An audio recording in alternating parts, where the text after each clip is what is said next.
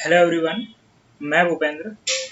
आज के इस वीडियो लेक्चर में हम चर्चा करने वाले हैं कि गरीबी क्या होती है और उसके प्रकार। यहाँ पर गरीबी और उसके प्रकार में खासकर हम थोड़ी डिटेल में चर्चा करने वाले हैं लोरेंज वक्र और गिनी गुणांक के बारे में। थोड़ा सा कॉम्प्लिकेटेड होगा, लेकिन मैं पूरी कोशिश करी है मैंने कि मैं आपको इसे आसान तरीके से समझा पाऊँ, जैसे कि अभी तक समझा पाया हूँ। तो गरीबी और उसका प्रकार यानी कि गरीबी और पुअर्टी एंड इट्स टाइप के बारे में हम यहाँ पर डिटेल चर्चा करने वाले हैं। ये गरीबी को लेकर पार्ट फर्स्ट होगा। इसके दूसरे वीडियो लेक्चर में भी हम थोड़ा सा इसके बारे में, भारत में जो गरीबी है और उसको लेकर क्या क्या समिति रही, वो नेक्स्ट वीडियो में हम यहाँ पर चर्चा करने वाले हैं। गरीबी निर्धनता के रूप में भी टॉपिक है, आपके सिलेबस में सिर्फ गरीबी लिखा हुआ है, तो इस कारण से हमें यहाँ पर डिटेल में चर्चा करनी रहेगी ताकि आपको कोई समस्या ना हो। चलिए फिर शुरुआत करते हैं। और सबसे पहले हमारे सामने एक प्रश्न उभर कर आता है कि गरीबी होती क्या है।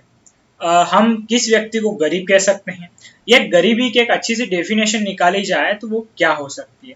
देखिए, मैं आपको पहले 11th क्लास की जो एनसीईआरटी में एक डेफिनेशन है वो मैं आपको बताता हूँ। ये डेफिनेशन कई हद तक सही भी लगती है और वास्तविकता भी दर्शाती है कि एक्चुअल में गरीबी कुछ इसे व्यवहारिक रूप में कहा जा सकता है। जैसे कि गरीबी क्या है, तो गरीबी भूख है, गरीबी बीमार होना है जो डॉक्टर को न दिखा पाने की विवशता है, गरीबी स्कूल में न जा पाने और निरक्षर रह जाने का नाम है, गरीबी बेरोजगारी है, गरीबी भविष्य के प्रति भय है, दिन में एक बार भोजन पाना है, गरीबी अपने उस बच्चे को उस बीमारी से मरते देखना है, देखने को कहते हैं जो अस्वच्छ पानी पीने से होती है। गरीबी शक्ति और प्रतिनिधित्वहीनता और स्वतंत्रता की हीनता का नाम है। वास्तविकता में गरीबी का अगर छोटे रूप में या व्यवहारिक देखें तो यही है, जिस व्यक्ति को एक टाइम भोजन मिले और ये पता ना हो कि शायद उसे दूसरी बार का मिलेगा या नहीं मिलेगा। वो व्यक्ति बीमार है लेकिन उसे पता है कि मैं डॉक्टर के पास जाऊंगा, उसके लिए मुझे पैसे चाहिए, तो वह डॉक्टर के पास नहीं जाएगा। वह स्कूल भी नहीं जा पाएगा और निरक्षर रह पाएगा, क्योंकि कारण है कि उसके पास में धन नहीं है स्कूल जाने जितना। या कुल मिला के एक अच्छी सी लाइन ये भी है कि एक बाप अपने बेटे को उस पानी को पीते हुए देखता है जिससे वो मर सकता है, लेकिन वो फिर भी कुछ नहीं कर सकता है। कुल मिलाकर यहाँ पर एक विवशता आती है, वह क्या कहलाती है, गरीबी। और गरीबी शक्ति और प्रतिनिधित्वहीनता और स्वतंत्रता की हीनता का नाम है। तो ये एक व्यवहारिक परिभाषा है जो आपको दैनिक जीवन में, या हो सकता है किसका खुद का अनुभव रहा हो या आपने कहीं पर देखा हो, उसे ही हम क्या कहेंगे, गरीबी। तो ये तो एक एनसीईआरटी बेस्ड परिभाषा थी जो काफी अच्छी लगी थी और व्यवहारिकता से दर्शाती है, इस कारण से मैंने आपको इसे बताया। लेकिन अगर अर्थशास्त्र की परिभाषा से देखें तो जो गरीबी है उसके लिए कुछ ऐसी डेफिनेशन निकलेगी कि गरीबी से तात्पर्य सामाजिक क्रिया से ही जिसमें समाज का एक भाग अपने जीवन के आधारभूत आवश्यकताओं को भी पूरा नहीं कर पाता है, वह क्या कहलाता है, गरीब कहलाता है। गरीबी न्यूनतम जीवन स्तर से वंचित वर्ग होता है जो केवल निर्वाह स्तर पर अपना गुजारा करता है। जैसे कि आपने 3 चीजें नाम सुनी होगी, रोटी, कपड़ा, मकान। अगर किसी व्यक्ति को ये तीनों भी व्यवस्थित रूप से नसीब नहीं हो पाते हैं तो उसे हम क्या कहेंगे, गरीबी कहेंगे। जैसे कि इसमें क्या लिखा है कि सिर्फ निर्वाह स्तर, यानी कि एक तरीके से वह जब जिंदा रहने की मशक्कत करता है उसके जीवन में कोई उद्देश्य नहीं है, वह सिर्फ अपने पेट में भोजन चाहता है जिससे वह क्या हो सके, जीवित रह सके। इसके अलावा वह अपने तन पर कपड़े चाहता है और अपने सर पर एक छत चाहता है, यानी कि मकान चाहता है, जिससे एक तरीके से उसका जीवन का गुजर बसर हो सके। वह आगे भविष्य में क्या करेगा, क्या उद्देश्य, वो नहीं होता है। अगर रोटी, कपड़ा, मकान की कोई व्यवस्था कर पाता है, मिल जाता है, तो व्यवहारिक रूप से हम इसे कहेंगे वो गरीब नहीं है। हालांकि आज की कंडीशन में सिर्फ इन 3 चीजों को प्राप्त होने पर हम कह दें कि ये गरीब नहीं है तो गलत होगा। लेकिन एक व्यवहारिक और अर्थशास्त्र की परिभाषा में गरीब उसे ही कहेंगे जिसे रोटी, कपड़ा, मकान कुछ भी ना मिलता हो। आशा करता हूं आपको एक गरीबी की डेफिनेशन समझ में आई होगी, यानी कि कुल मिला के मूलभूत आवश्यकताएं जो जीवन स्तर या जीवन निर्वाह हेतु चाहिए वो भी ना मिल पाए तो उसे हम क्या कहेंगे, गरीबी कहेंगे। आशा करता हूं यहां तक आपको समझ में आया होगा गरीबी किसे कहते हैं। अब जो गरीबी है वो 2 प्रकार की होती हैं। एक तो होती है निरपेक्ष गरीबी, दूसरी होती है सापेक्ष गरीबी। ये भी याद रखें आप, निर्धनता इसे कहते हैं। सो ये पॉइंट आप न भूले, क्योंकि जब आप एनसीईआरटी वगैरह पढ़ेंगे तो वहां पर गरीबी शब्द बिल्कुल नहीं मिलता है, वहां पर मिलता है निर्धनता। ये भी एक शब्द जुड़ा हुआ है, जिसके पास धन ना हो, स्वाभाविक सी बात है वो गरीब तो होगा ही सही। खैर, यहाँ पर हम अब चर्चा करेंगे आगे निरपेक्ष गरीबी और सापेक्ष गरीबी को विस्तार से जानेंगे। किसे कहते हैं यही समझने वाले हम आगे। यहाँ पर हम एक कंपैरिजन के माध्यम से चलेंगे तो आपको ज्यादा बेहतर समझ में आएगा। ऐसा नहीं करूंगा मैं आपको कि पहले ये समझाऊं फिर ये, एक कंपैरिजन करूंगा ताकि आपको अच्छे से समझ में आए कि सापेक्ष या तुलनात्मक गरीबी किसे कहेंगे, निरपेक्ष या पूर्ण गरीबी किसे कहेंगे। एक बात तो इनके नाम में छुपी हुई, सापेक्ष जो हमें सामने से दिखती है सिर्फ, लेकिन ऐसा लगता है कि हाँ वो जो शख्स है वो गरीब है या नहीं है, सिर्फ दिख जाता है। लेकिन निरपेक्ष जब हम अंदर झांक के देखते तो पता पड़ता है कि वास्तविकता में कौन कितना गरीब है। एक एग्जाम्पल के तहत हम समझते हैं, दो इमेजेस आपके सामने हैं। अगर मैं आपसे पूछूं कि इनमें से गरीब कौन है तो 101% आप कहेंगे कि ये शख्स हमें गरीब दिख रहा है। लेकिन यहाँ पर बात यह है कि हमें देखने पर ऐसा लगता है कि ये शख्स गरीब नहीं है, इसके पास अच्छे कपड़े दिख रहे हैं, कंघी भी अच्छी कर रखी इसने। खैर, लेकिन आप इसको देखकर ऐसा फील कर सकते हैं कि ये गरीब नहीं है, इसकी तुलना में तो नहीं है। लेकिन वास्तविकता यहाँ पर ये कि अगर मैं इस व्यक्ति की इससे तुलना करूं, जिसके पास अपनी खुद की गाड़ी है, इसके अलावा बंगला है और अच्छा खासा उसका एक कंपनी चलती है, सब कुछ चलता है, इसकी तुलना में क्या हुआ, ये गरीब हुआ। यानी कि इसके पास न्यूनतम आवश्यकता तो है, रोटी कपड़ा मकान भी है, इसका खुद का घर भी है, हम ये कह सकते हैं इसके पास साइकिल है और ये स्कूल में लगभग 12वीं तक भी पढ़ा है। लेकिन इसे हम ऐसे समझ सकते हैं कि जिस कॉलेज में एडमिशन करवाना चाहता है उस कॉलेज की फीस लगभग 1 लाख रुपए है। ऐसी स्थिति फिर बात निकल कर आती है कि ये शख्स यहाँ पर गरीब हो जाता है। कंपैरिजन जब आती है कि उस कॉलेज की 1 लाख रुपए की फीस नहीं भर पाता है क्योंकि इतना अफोर्डेबल नहीं है, 12वीं तक तो जैसे तैसे पढ़ा है। तो यहाँ पर फिर क्या हो जाता है कि ये शख्स अपने बेटे को या खुद तो पढ़ सकता है, इसकी तुलना में ये क्या हो गया, गरीब हो गया। लेकिन यहाँ पर गरीबी की हम तुलना नहीं करते, यहाँ पर हम देखते हैं सिर्फ कि उसके पास में न्यूनतम आवश्यकता है कि नहीं है, जैसे कि रोटी कपड़ा मकान, स्वच्छता, स्वास्थ्य। अगर ये से मूलभूत आवश्यकताएं मिल रही है तो गरीब नहीं है, लेकिन उसे रोटी कपड़ा मकान भी नहीं मिल रहा है और स्वच्छता उसके आसपास नहीं है, गंदी बस्ती में रहता है, इलाज अपना नहीं करवा पाता है, तो इसी कंडीशन में उसे क्या कहेंगे कि ये कंफर्म गरीब है। एक बात और बता दूं मैं आपको कि इसमें क्या होता है, सापेक्ष गरीबी में ये विकसित देशों में खासकर फॉर्मूला यूज किया जाता है, क्योंकि विकसित देशों में लगभग सभी एक अच्छा खासा जीवन स्तर तो जी लेते हैं, लेकिन उस अच्छे खासे जीवन स्तर से ऊपर उठने की बात आती है तब उस ऊपर उठे हुए तो अमीर कहलाते हैं और नीचे वाले लोग फिर क्या कहलाते हैं, गरीब कहलाते हैं। लेकिन निरपेक्ष गरीबी जो है ये यूज की जाती है विकासशील देशों में, क्योंकि यहाँ पर क्या है, अत्यधिक गरीबी पाई जाती है। तो यहाँ पर क्या होता है, फिर कुछ टर्म फिक्स कर दिए जाते हैं कि किसी व्यक्ति के पास में ये चीजें, क्या रोटी उपलब्ध हो पा रही है, उसे कपड़ा है कि नहीं है, उसका मकान बना हुआ है कि नहीं है, स्वच्छता है कि नहीं, स्वास्थ्य, ऐसी चीजें कुछ डिनोट की जाती हैं। और खासकर इसके लिए बना दी जाती है गरीबी रेखा। इस रेखा से नीचे वाले सारे लोग क्या कहलाएंगे, गरीब कहलाएंगे, और इस रेखा से ऊपर वाले लोग अमीर कहलाएंगे। इस गरीबी रेखा के लिए कुछ ऐसे मतलब एक तरीके से टर्म्स फिक्स कर दी जाती हैं, इसे हम क्या कहते हैं, पूर्ण गरीबी। और यहाँ पर गरीब लोग ज्यादा निकल कर आते हैं। यहाँ तो खास करके इनकम देख ली जाती है कि $5 से ज्यादा कमा रहा है तो अमीर, $5 से कम कमा रहा है तो गरीब। लेकिन यहाँ की जो निर्धनता रेखा होती है पूर्ण गरीबी में, वहां ऐसा नहीं होता है। वहां पर क्या है कि सब चीजें देखी जाती है, क्योंकि पैसा ही आदमी को सब कुछ नहीं दिलवा सकता है। ये बात आप जरूर याद रखें। ये चीज हम आगे समझेंगे जब मैं आपको एमपीआई पढ़ाऊंगा इसी वीडियो में, तो क्लियर होगा कि पैसा होते हुए भी आदमी गरीब हो सकता है। ये तो मैंने एक कार्टून के माध्यम से आपको समझा है। आप थोड़ा टेक्स्ट फॉर्म में इसे समझ लेते हैं अच्छे से कंपैरिजन करके, कि जो आपकी सापेक्ष गरीबी है यह अन्य लोगों, क्षेत्रों या राष्ट्रों की तुलना में लोगों की गरीबी को व्यक्त करता है। कुल मिलाकर यहाँ पर क्या होता है, कंपैरिजन होता है कि वह देश गरीब है या वह उतना गरीब है, उसके पास गाड़ी नहीं है या उसके पास में ये चीजें नहीं है। तो कुल मिलाकर यहाँ पर क्या होती है, तुलना होती है अमीर और गरीब के बीच में। जबकि यहाँ पर क्या होता है, यह उन लोगों की कुल संख्या को व्यक्त करता है जो गरीबी रेखा से नीचे रहते हैं। यहाँ पर एक बात याद रखिएगा, ये कंपैरिजन करता है, संख्या कभी नहीं बताता है। इसमें ऐसा होता है कि भाई उस देश में 20% लोग गरीब हैं, ऐसा इसमें चलेगा।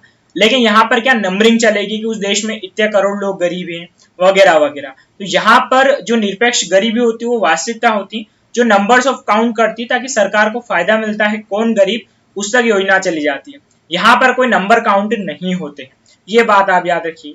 इसके अलावा नेक्स्ट पॉइंट, जैसे कि एज ए कंपेरिजन में आपको बताऊं, भारत दुनिया के सबसे गरीब देशों में से, तो ये क्या होगी, एक सिर्फ तुलना हो गई। अब भारत में कितने गरीब रहते हैं इसके कोई नंबर उपलब्ध नहीं होते हैं निरपेक्ष गरीबी में, कि हम कह देंगे कि जो अमेरिका है वो अमीर देशों की श्रेणी में आता है, भारत गरीब देशों की श्रेणी में आता है। तो हमें इससे कोई आइडिया नहीं होगा कि भारत वास्तविकता में किस गरीबी को झेल रहा है। लेकिन अगर ऐसा कहा जाए कि भारत में कुल आबादी का 20 करोड़ से अधिक लोग बिल्कुल गरीब है, मतलब ये कि कंफर्म है कि इतने लोगों भारत में जो 135 करोड़ लोग हैं उसमें से 20 करोड़ लोग ऐसे हैं जिनको व्यवस्थित भोजन या रोटी कपड़ा मकान नहीं मिल पा रहे हैं। तो ये क्या है, एक प्लस पॉइंट में होता है जो ज्यादा डिटेल की चर्चा करता है। यहाँ पर सिर्फ नंबर चलता है। अब गरीब देशों में से है तो इसका मतलब क्या, कितने गरीब हैं, किस कारण से, कुछ भी पता नहीं चलता है। और कंपैरिजन की बात करें तो एक यहाँ पर यह कि सापेक्ष गरीबी को लोरेंज वक्र और गिनी गुणांक से मापा जाता है। और यहाँ पर तो गरीबी रेखा एक लाइन होती है, उससे नीचे वाले गरीब और उससे ऊपर वाले अमीर ऐसा माना जाता है। तो लोरेंज वक्र कैसे मापते हैं ये आगे मैं आपको वीडियो में समझाने वाला हूँ। अभी के लिए सिर्फ इतना कि कंपैरिजन के रूप में कि एग्जाम में आए सापेक्ष गरीबी और निरपेक्ष गरीबी तो आप बता सकें। ओके, इसके बाद में नेक्स्ट पॉइंट और है इसमें लास्ट, कि किसी देश को अपेक्षाकृत गरीब तब कहा जाता है जब अन्य देशों की तुलना में उसके प्रति व्यक्ति आय कम हो। तो सापेक्ष गरीबी में क्या होता है, प्रति व्यक्ति आय ली जाती है। जैसे कि मैं आपको पिछले वीडियो लेक्चर में बता चुका हूं कि भारत की प्रति व्यक्ति आय मात्र कितनी है, 2041 डॉलर है। यही नॉर्वे की बात करें तो लगभग 85,000 डॉलर के आसपास आती है। वो यहाँ एक कंपैरिजन होता है कि हाँ भारत में गरीब है, लेकिन भारत में सबकी तो 2041 नहीं है, कुछ लोग इससे भी नीचे हैं तो कुछ लोग इससे भी ऊपर हैं। तो ये जो विकसित देश उन्हीं के लिए सही से काम करता है, जबकि विकसित देशों की तुलना में कम विकसित देशों के मामले में पूर्ण गरीबी की अवधारणा अधिक प्रासंगिक और स्पष्ट है। वही बात मैंने कही, अगर मैं कहूं कि अमेरिका में 20% लोग गरीब हैं तो हमें क्या पता पड़ेगा, लेकिन अगर ये कहें कि भारत में 20 करोड़ लोग गरीब हैं तो आप ये मान के चलेंगे कि अमेरिका के 35 करोड़ जनसंख्या का 20% आप निकालेंगे तो वो तो बहुत कम निकलेगा। मतलब ऐसा है कि भारत अमेरिका के 35 करोड़ जनसंख्या के हिसाब से 20 करोड़ बहुत ज्यादा हो जाएंगे। तो अगर मैं कहूं कि अमेरिका में 5 करोड़ लोग गरीब है तो समझ में आता है 20 करोड़ तो इतना माथापच्ची कौन करेगा कि यहाँ पर नंबर्स निकाले। लेकिन सिर्फ सीधा कहा जाए कि इतने लोग हैं तो ये फायदेमंद है। तो आशा करता हूं आपको सापेक्ष गरीबी और निरपेक्ष गरीबी में क्या फर्क होता है वो अच्छे से क्लियर हुआ होगा। इसके कुछ खास पॉइंट है और यहाँ पर ज्यादा कंफ्यूज होने की आपको जरूरत नहीं है। सापेक्ष गरीबी और निरपेक्ष गरीबी में, सापेक्ष गरीबी में एक तरीके से दिखता नहीं है और निरपेक्ष गरीबी में अंदर जाके डिटेल में पता पड़ता है कि वास्तविक गरीब कौन है। चलिए साथियों, तो यहाँ तक समझ में आया होगा आपको। अब आगे हम बढ़ते हैं और बात करेंगे लोरेंज वक्र की। लोरेंज वक्र क्या है इसको थोड़ा सा हम यहाँ पर बेसिक बात जान लेते हैं, आगे मैं आपको पूरा लोरेंज वक्र समझाने वाला हूँ। तो लोरेंज वक्र द्वारा किसी देश के लोगों के बीच आय विषमता को ज्ञात करते हैं। इसे वर्ष 1905 में मैक्स और लोरेंज ने विकसित किया था। इस वक्र का प्रत्येक बिंदु उन व्यक्तियों को प्रदर्शित करता है जो एक निश्चित आय के प्रतिशत से नीचे होते हैं और आगे चित्र द्वारा हम समझते हैं। कुल मिला के याद रखिएगा कि किसी देश में अमीरी और गरीबी के बीच में जो डिफरेंस है, उच्च डिफरेंस को देखने के लिए लोरेंज वक्र को यहाँ पर यूज किया जाता है। तो ये किसमें होता है, विकसित देशों में होता है। एक सामान्य जानकारी के अनुसार हमें ये जरूर पढ़ना होगा। चलिए तो मैं आपको बताता हूँ लोरेंज वक्र। मैं आपको पूरे और अच्छे तरीके से यहाँ पर समझाने की कोशिश करूंगा, बिल्कुल अपना फोकस रखिएगा आप लोग। देखिए यहाँ पर हम मैं आपको ग्राफ के थ्रू समझाऊंगा। जैसे कि हम मान लेते हैं कि किसी देश में 100% जनसंख्या ना, हर चीज अपने आप में 100% होती है। तो यहाँ पर ये जो ग्राफ है ये इनकम का है, यानी कि फॉर एग्जाम्पल हम ऐसा समझते हैं कि किसी देश में 100 लाख रुपए सालाना इनकम होती है। ओके, कितनी, 100 लाख रुपए सालाना इनकम होती है। इसके अलावा अगर हम यहाँ पर देखें और ये बता दे कि उस देश की जनसंख्या भी कितनी है, 100 लाख रुपए है।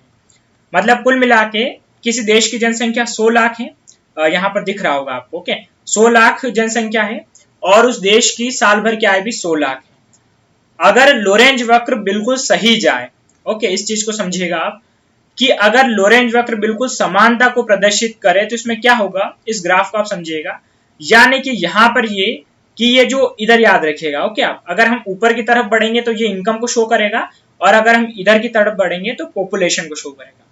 ये अगर ग्राफ किसी देश का बनता है यानी कि इसका मतलब क्या है, आप समझिए कि कुल मिला के 20 लाख की पॉपुलेशन में 20 लाख रुपए बढ़ गए। ये बिल्कुल समान है, समझ रहे हैं आप। 100 लाख रुपए आए हैं साल भर की, 100 लाख की 100 लाख पॉपुलेशन, 100 लाख इनकम है यहाँ पर और 100 लाख की पॉपुलेशन है। मतलब ये कि 20 लाख रुपए 20 लाख जनता में बढ़ गए। इस ग्राफ में फिर आगे बढ़े तो 40 लाख रुपए किसमें बढ़ गए, 40 लाख जनता में बढ़ गए। यानी कि बंटवारा कैसा हो रहा, बिल्कुल बराबर। चाहे आप ऊपर तक जाएंगे तो यहाँ पर जो 80 लाख रुपए हैं, है ना, ये किसमें बढ़ गए, 80 लाख लोगों में बढ़ गए। अगर ये जब बराबर होगा यानी कि 50% राशि अगर किसी देश की 50% लोगों में बंट रही है, यानी कि उसे हम क्या कहेंगे कि बिल्कुल यहाँ पर समानता क्या है, बनी हुई है, बराबर बनी हुई है। और मुझे आशा है कि आपको ग्राफ का आइडिया जरूर होगा कि यहाँ पर मतलब ये पॉइंट दर्शाता है कि यहाँ पर 100 लाख बराबर 100 लाख लोगों में बटा हुआ है। तो अगर ये ग्राफ की रेखा बिल्कुल सीधी जाए तो ये दर्शाता है कि किसी भी देश में आय और वहां पर जो जनसंख्या है, इन दोनों के बीच में जो बंटवारा है वो बिल्कुल कैसा है, बराबर का है। तो इसे हम क्या कहेंगे, बिल्कुल निरपेक्ष रेखा भी इसे कहते हैं। लेकिन वास्तविकता ये है कि ये काल्पनिक है। ऐसा कभी किसी देश में नहीं हो सकता कि वहां पर बराबर जनसंख्या को बराबर प्रतिशत हिस्सा मिले, ये पॉसिबल नहीं है। ये एक माना गया है, लेकिन अब यहाँ पर ये जो कर्व है इसे तो हम सामान्य या काल्पनिक कर्व कहते हैं, काल्पनिक लाइन कहते हैं। लेकिन लोरेंज वक्र किसे कहते हैं वो आप यहाँ पर अब समझिए। लोरेंज वक्र होता है ये, अब हो जाए यहाँ पर मामला थोड़ा सा उल्टा, ओके, ग्राफ को आप समझने की कोशिश कीजिएगा। अब यहाँ पर ये देखेंगे कि ये जो काल्पनिक रेखा है इससे ये दूरी जितनी ज्यादा होगी उस देश में अमीर और गरीबों के बीच में खाई उतनी ज्यादा होगी। इस चीज को समझिए कैसे, जैसे कि यहाँ पर, ओके, ये जरूर याद रखिएगा, इधर वाला पॉपुलेशन का है, इधर वाला इनकम का है। मतलब ये कि यहाँ पर आप देखेंगे कि ये ग्राफ का ये वाला पॉइंट मिल रहा है इस जगह। ये क्या दर्शाता है कि जो 20 लाख की जनसंख्या है उसमें तो मात्र 5 लाख से भी कम की राशि बटी हुई है। इस चीज को और समझिए, जैसे कि ये पॉइंट मिल रहा है, ये पॉइंट क्या दर्शाता है यहाँ पर कि ये जो 20 लाख रुपए हैं ये कितनों में बटे हुए हैं, 50 लाख जनसंख्या में। यानी कि जनसंख्या ज्यादा है, राशि कम है। आपको मैं और समझाता हूँ। मतलब ये कि ये राशि कितनी, 40 लाख रुपए। आप इस ग्राफ पे सीधा सीधा आएंगे, ये टच कर रहा है इस जगह, जो ये दर्शाता है कि ये जो 70 लाख की जनसंख्या है इस जगह, यहाँ आने पर 70 लाख की जनसंख्या हो गई, लेकिन इनकम कितनी हो रही, सिर्फ 40 लाख रुपए। यानी कि 40 लाख रुपए कितने लोगों में बट रहे हैं, 70 लाख लोगों में बट रहे हैं। मतलब बंटवारा कैसा है, असमान है। और ये लाइन जितनी दूर जाती जाएगी, फॉर एग्जाम्पल अगर ये लाइन यहाँ पर होती, इस चीज को समझिए इस जगह, तो फिर हम क्या समझते हैं यहाँ पर कि ये कुल मिला के यहाँ पर इस चीज को देखेंगे आप, तो ये जो 20 लाख रुपए हैं कितने लोगों में बट रहे, 80 लाख में। मतलब ये ग्राफ अगर जितना यहाँ पर घूम के जाएगा उतना यहाँ पर अगर गैप बढ़ती जाएगी तो आय विषमता क्या होगी, उस देश की ज्यादा होगी। कंफ्यूज आप बिल्कुल मत होइएगा। और ग्राफ मैं आशा करता हूं आप समझ गए होंगे यहाँ पर। लेकिन मन में डाउट हो सकता है कि ये वापस से जाकर यहाँ पर क्यों मिल रहा है। मिलना इसलिए जरूरी है क्योंकि 100 का आपको बराबर करना रहेगा। अगर आप सोचे कि ये ग्राफ ऐसा चला जाएगा तो फिर तो या तो जनसंख्या ज्यादा हो जाएगी या आय का जो मामला है वो गड़बड़ा जाएगा। हर चीज अपने आप में 100% होती है। यहाँ पर इसका मतलब ये नहीं है कि किसी भी देश में 100 लाख जनसंख्या और 100 लाख ही आय होगी। चाहे यहाँ पर 100 लाख की आय हो और जनसंख्या चाहे 120 लाख हो, लेकिन हर चीज अपने आप में 100% होती है तो वो बट जाती हैं। तो कुल मिला के ये जो वक्र देख रहे हैं आप, ये जो टेढ़ा जा रहा है इसे कहते हैं हम लोरेंज वक्र। अब ये पॉइंट आपको समझ में आ रहे होंगे। मतलब ये दर्शाता है कि लगभग यहाँ पर 70 लाख जो हैं, मतलब यहाँ पर हम मान सकते हैं कि लगभग 70 लाख जो हैं वो 70-90 लाख की जनसंख्या में बढ़ रहे हैं। ये पॉइंट जो है जनसंख्या के हैं यहाँ पर सेकंड कर्व के लिए, और यहाँ पर आपको कंपैरिजन करना जाना है कि ये कंपैरिजन किसका है, आय का है।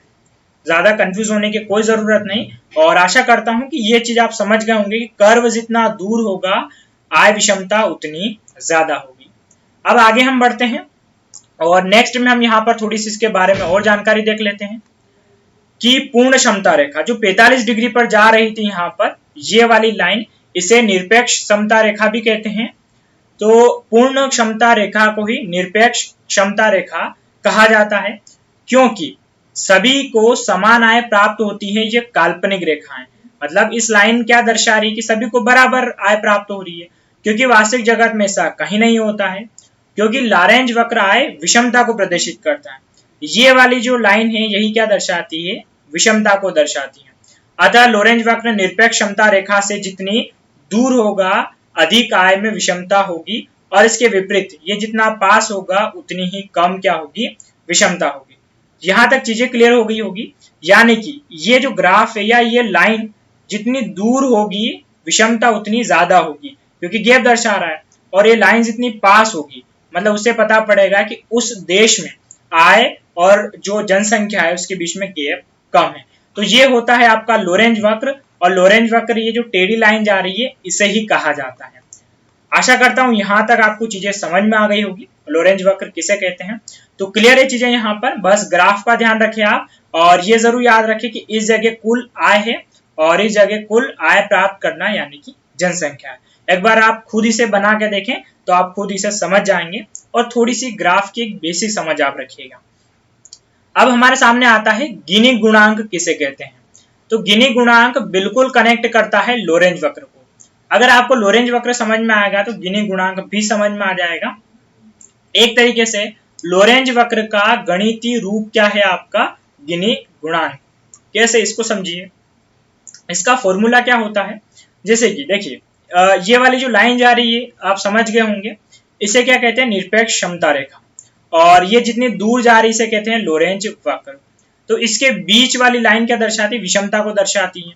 तो ये जो फॉर्मूला है, इस फॉर्मूला क्या है कि ये जो क्षेत्र है यहां तक का पूरा, इसको x, और बाकी यहां से लगाकर यहां तक और यहां तक, इस पूरे क्षेत्र को मान रहे हैं हम y।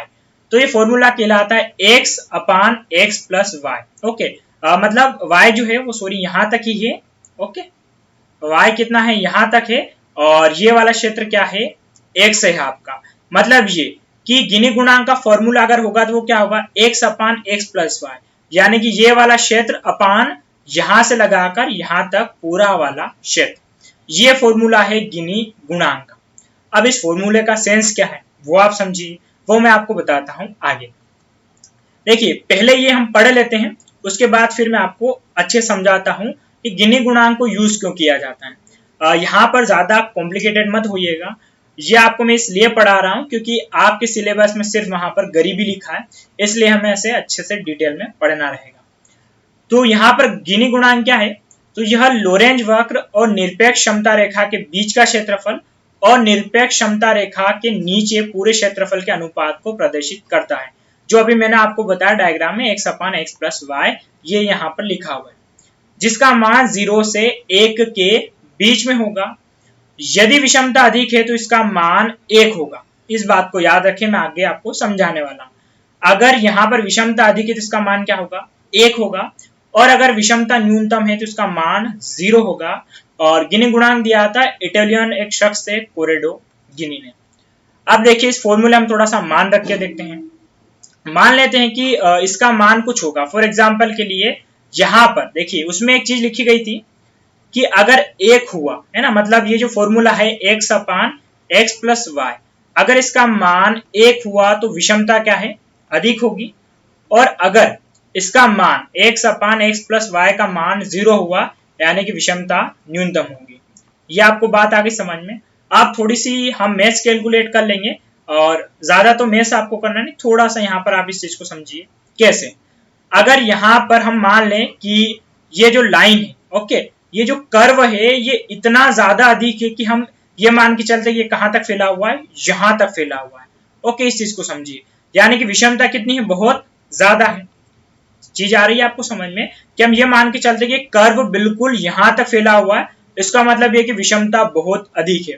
तो यहां पर अगर ये फॉर्मूला होगा x अपान x प्लस वाई, इसका मान क्या होगा, यहां पर हम मान लेते हैं ओके कि इस x का मान कितना है, पूरा 1, तो ये 1, और y तो इस पूरे को काउंट करता है, यानी कि यहां पर क्या है, ये लाइन जो कर्व है अगर इस जगह तक आ गया है तो कुल मिला के x का मान भी हम मान लेते हैं 1 होगा और x प्लस वाई का मान भी सेम होगा। तो 1 अपान 1 बराबर क्या हो जाएगा, 1। ये मैं नंबर मान के चल रहा हूं, है ना। तो अगर ये कर्व पूरा यहां तक आ गया है तो कुल मिला के x बराबर क्या हो जाएगा, x प्लस वाई। ये चीज आ गई आपको समझ में। और चाहे आप कितना भी मान रखे, 10 भी रखेंगे तो भी कितना आना है, 1। और अगर ये 1 आया मतलब विषमता क्या है, अधिक है। तो ये आपको ग्राफ में तो वैसे समझ में आ गया है कि यहाँ पर ये जितना दूर जा रहा है तो नंबर कितना आ रहा है हमारा, 1। इसका मतलब क्या है, विषमता अधिक है। कोई कंफ्यूज होने की ज्यादा जरूरत नहीं, आगे चीज समझ में। लेकिन अगर इसका उल्टा मान 0 आए तो वो कैसे आएगा उसको समझिए आप।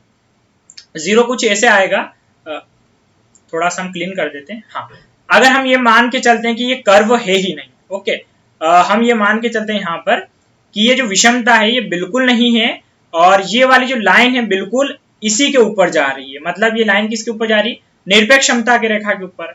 तो इसका मतलब ये कि ये वाली चीज तो कुछ बची नहीं, और x का मान क्या हो जाएगा, 0 हो जाएगा। लेकिन यहाँ पर इतना लंबा चौड़ा x प्लस वाई का मान तो कुछ जरूर होगा।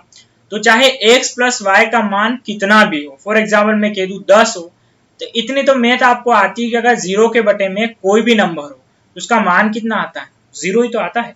ये इतना मैथ आपको जरूर पता होगा। तो यहाँ पर चाहे कोई भी मान हो, अगर ऊपर कितना आया 0, तो डेफिनेटली क्या हो जाएगा, 0।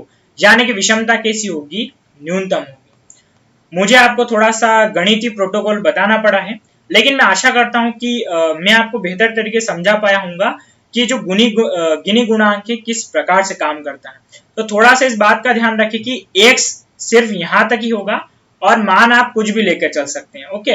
और y जो है यहाँ पर यहां से लगाकर यहां तक होगा, और फॉर्मूला क्या है हमारा, x अपान x प्लस वाई। तो अभी मैं आपको समझा चुका हूं कि जैसे इसमें मान रखेंगे तो एक बार 1 आएगा और एक बार 0 आएगा। ये अधिकता को दर्शाता है और ये न्यूनतमता को दर्शाता है, ओके।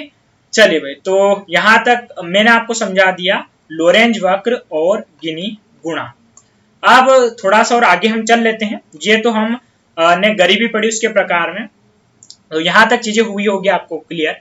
अब हम बढ़ते हैं आगे और यहाँ पर जानते हैं थोड़ा सा बहुआयामिक गरीबी सूचकांक के बारे में। इसके बारे में मैं नेक्स्ट वीडियो लेक्चर में थोड़ा और डिटेल में चर्चा करूंगा। अभी थोड़ी सी बात ये मैं आपको बता देता हूं। देखिए, अगर हम कहीं पर ये कह देते हैं कि अगर इस देश में प्रति व्यक्ति आय, फॉर एग्जाम्पल मैं इंडिया की बात कर लेता हूं, और अगर हम ये कह दें कि कोई व्यक्ति अगर 100 रुपए दिन के कमा रहा है तो वो गरीब नहीं होगा, ओके। ये हम मान के चलते हैं। इसमें क्या होता है कि इसका मतलब तो ये कि जो आदमी 99 कमा रहा है, ओके, वो गरीब, लेकिन 100 कमा रहा है वो गरीब नहीं। मतलब आप इस चीज को समझिए कि 99 इसके पास रुपये कमा रहा है, फर्क सिर्फ 1 का है, तो 99 वाला भी गरीब, और नीचे जिसके पास में 1 रुपए दिन का है वो भी गरीब। अब ये चीज बहुत दिक्कत करती है।